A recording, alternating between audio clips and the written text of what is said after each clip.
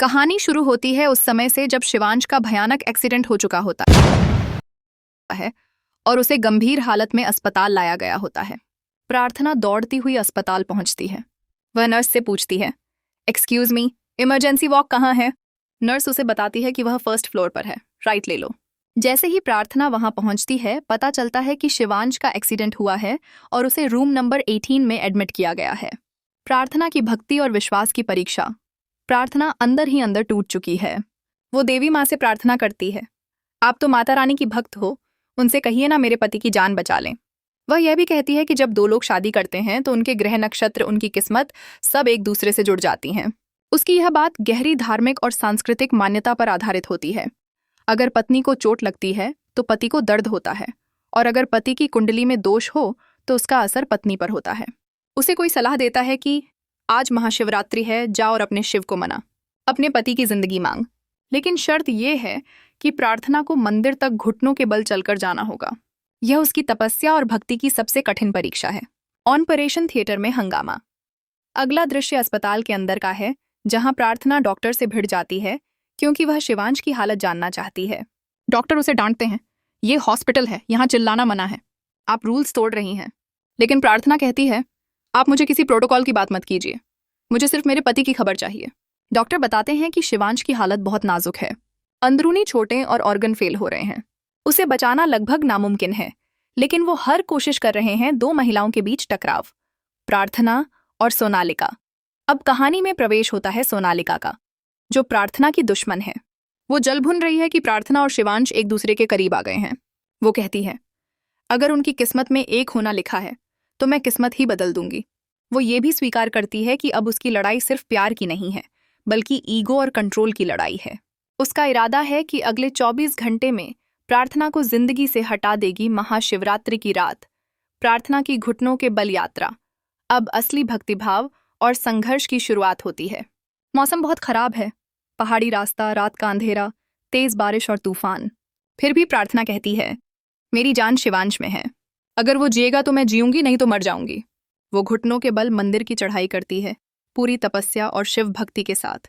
लोग उसे रोकते हैं, लेकिन पंडित कहते हैं, अगर कोई भक्त ऐसे तूफान में शिव के दर्शन के लिए जा रहा है तो यह शिव का बुलावा है, हम उसे नहीं रोक सकते। रौनक, जो कभी प्रार्थना से प्यार करता था, अब उसकी चिंता में पागल हो रहा है। वो सोनालिका से पूछता है कि प्रार्थना कहाँ है, लेकिन सोनालिका कहती है, मुझे फर्क नहीं पड़ता अगर प्रार्थना मर भी जाए। रौनक कहता है, मुझे फर्क पड़ता है, अगर प्रार्थना को एक खरोंच भी आई तो मैं उसे ढूंढ निकालूंगा। प्रार्थना शिव मंदिर पहुंचती है। वह भगवान शिव से प्रार्थना करती है, हे शिव शंकर, मुझे शक्ति दीजिए, मेरी तपस्या को स्वीकार कीजिए, मेरे पति को जीवन दान दीजिए। वह अर्धनारीश्वर के रूप में शिव शक्ति की व्याख्या करती है और कहती है, जैसे गौरी ने अपने शिव को पाने के लिए सिद्धिदात्री का रूप लिया था, वैसे ही मैं भी हर परीक्षा से गुजर जाऊंगी। जहां एक और डॉक्टरों ने उम्मीद छोड़ दी थी, वहीं प्रार्थना की तपस्या अपना असर दिखाती है। अब सभी की निगाहें शिवांश पर हैं। क्या वो होश में आएगा? क्या प्रार्थना की भक्ति सफल होगी? क्या शिवजी सच में धरती पर उतरकर उसकी पुकार सुनेंगे? भक्ति, प्यार और सच्चे इरादे से बड़ी कोई ताकत नहीं होती। जब इंसान की उम्मीद खत्म हो जाती है, तब भगवान की परीक्षा शुरू होती है। प्रार्थना सिर्फ पूजा नहीं, वो एक सच्चे रिश्ते की आत्मा है। महाशिवरात्रि की रात, अगर किसी के अंदर सच्ची शक्ति हो तो वो किस्मत तक को बदल सकती है। अब आगे क्या होगा? क्या शिवांश की जान बचेगी? क्या सोनालिका प्रार्थना के खिलाफ नई साजिश रचेगी? क्या रौनक अपनी भावनाओं को दबा पाएगा?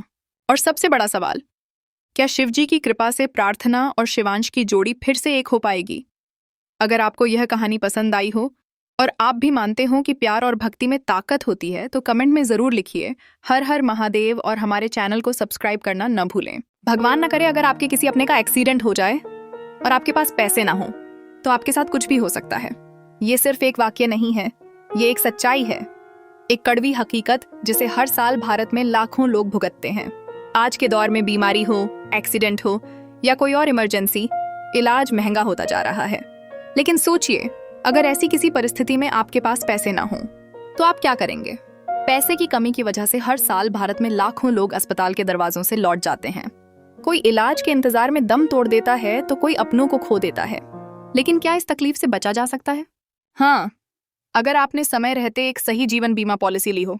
जी हाँ, लाइफ इंश्योरेंस जीवन बीमा सिर्फ एक पॉलिसी नहीं है, ये एक सुरक्षा कवच है जो ना सिर्फ आपके लिए बल्कि आपके पूरे परिवार के लिए है। एक छोटा सा मासिक निवेश, कुछ 100 रुपये हर महीने, और बदले में एक ऐसा भरोसा जो आपके बुरे वक्त में आपके साथ खड़ा रहेगा।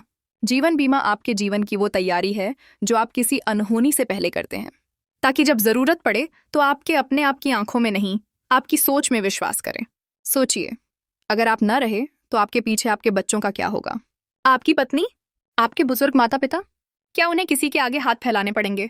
या आपने पहले ही उनके लिए वो रास्ता चुन लिया है जिससे वो आत्मनिर्भर रह सकें? एक सही लाइफ इंश्योरेंस प्लान आपके जाने के बाद भी आपके परिवार की जिम्मेदारी उठाता है, आपके न रहने पर भी आपका साथ बना रहता है। इसलिए आज ही सोचिए, आज ही प्लान कीजिए और आज ही एक भरोसेमंद लाइफ इंश्योरेंस पॉलिसी में निवेश कीजिए, क्योंकि सही समय पर लिया गया बीमा एक अनमोल जिंदगी बचा सकता है। छोटे छोटे इन्वेस्टमेंट से आप एक बड़ी प्रोटेक्शन तैयार कर सकते हैं। आज जितना जल्दी आप शुरुआत करेंगे उतना ही कम प्रीमियम और उतना ही ज्यादा कवर मिलेगा। तो चलिए, आज से खुद को और अपने परिवार को सिर्फ प्यार नहीं, सुरक्षा भी दीजिए। लाइफ इंश्योरेंस लीजिए, क्योंकि जिंदगी अनमोल है और इसे बचाना आपकी जिम्मेदारी है। अगला एपिसोड और भी ज्यादा भावुक और सस्पेंस से भरा होगा। धन्यवाद।